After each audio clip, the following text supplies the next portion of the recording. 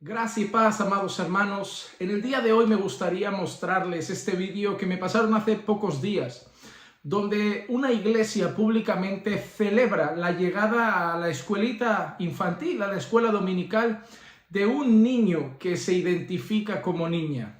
My daughter went viral. She's 11 years old. She loves to dance, mountain bike, and hang out with her friends. Her teachers think she's an angel. Her two little brothers disagree. She's a pastor's kid. She loves to acolyte and sing in the choir. She's also transgender.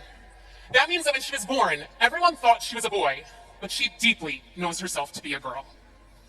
From the time she could talk, her favorite color was pink, and she loved all things girly. She used to dress up in my old dance recital costumes. She would twirl and twirl.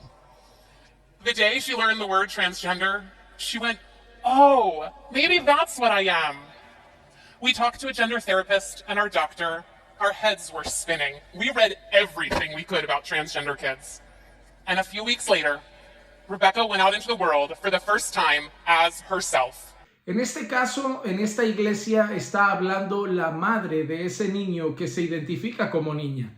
Y esa madre está romantizando mucho la historia, ¿no? Ya empieza diciendo que cuando nació ellos tenían un bebé que era el cuerpo de un niño varón, pero que desde siempre dentro de ese bebé su hijo se había sentido realmente una niña. Y que finalmente, después de haber pensado y hecho muchas cosas, al final aceptaron la realidad de que su hijo era una hija, de que su bebé niño era una niña, porque así lo sentía esa personita.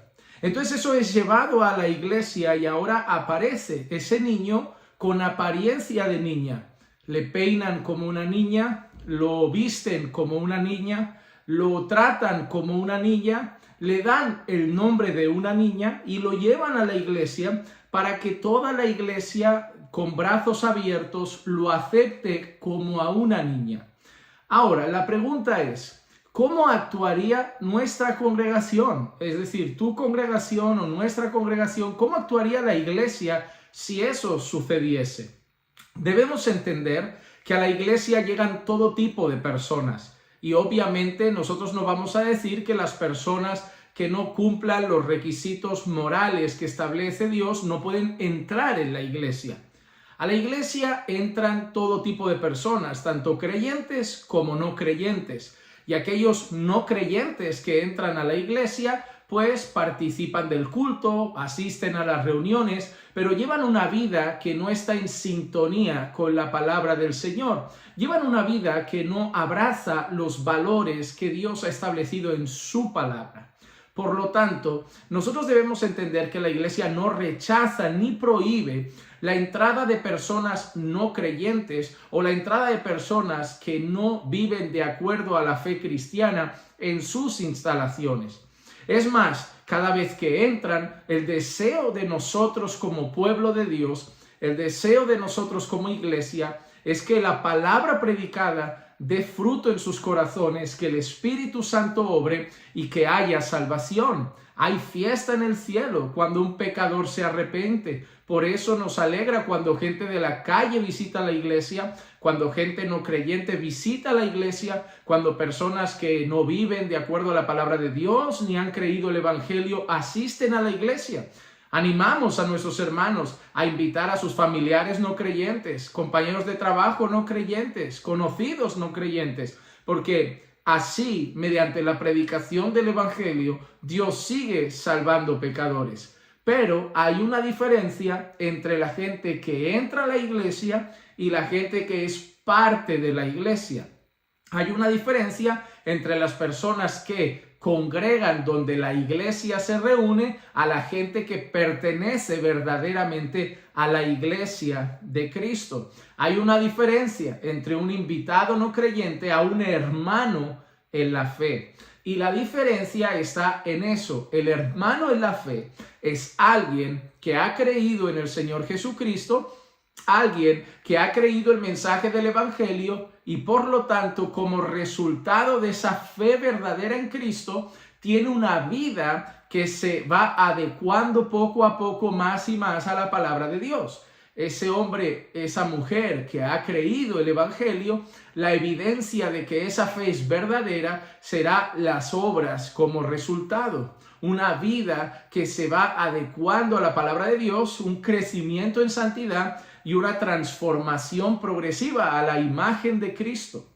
Entonces, cuando una iglesia recibe una persona que puede ser una persona que tiene un pecado de adulterio, fornicación o que tiene relaciones íntimas con personas del mismo sexo, hay que decirlo así porque si decimos la palabra en YouTube saltan las alarmas y últimamente nos están clausurando casi todos los vídeos donde hablamos de esto, pero pueden venir, lo que pasa que nosotros no los vamos a tratar como hermanos.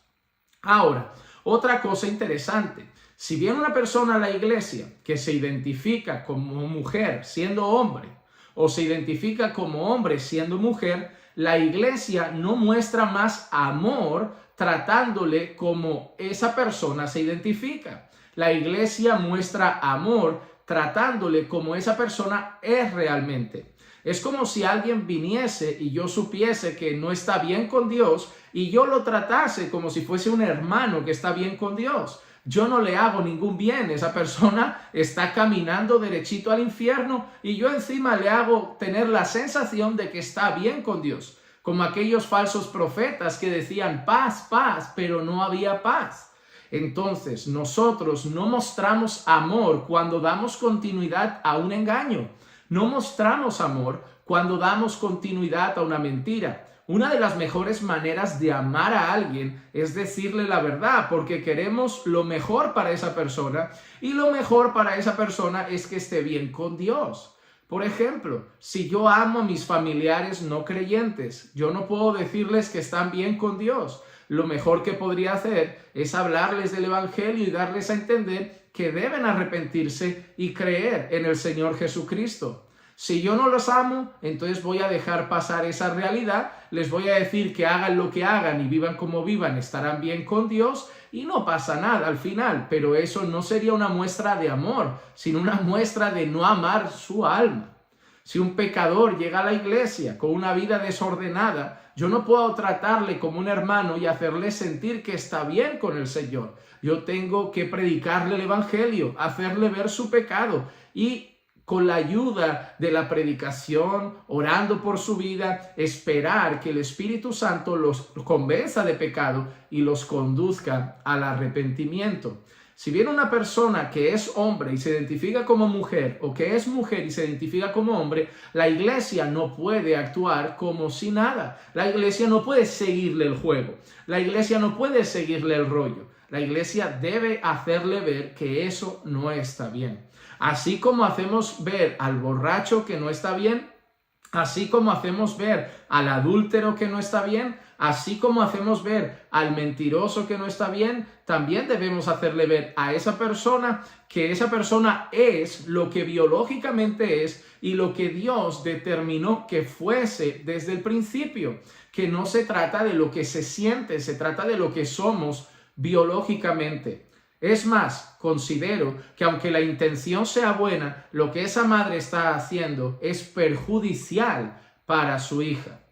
Por lo tanto, una iglesia jamás debería hacer lo que ha pasado en ese vídeo.